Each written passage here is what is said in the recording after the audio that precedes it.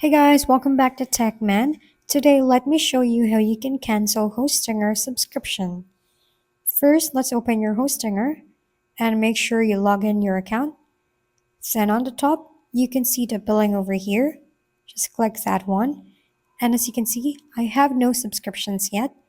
But if you have a subscription, you can see it here. If you have a subscription that you want to cancel, go to the subscription by clicking the arrow on your right. You will be taken to your subscription details. On the bottom, you will see Disable Auto Renewal. Just click on that and click on Disable again. Then on the next page, you can give them feedback. And once done, click on Submit and Disable Auto Renewal. And there, you're done. If we've been helpful, kindly give us a thumbs up. And don't forget to hit the subscribe and bell button for more contents.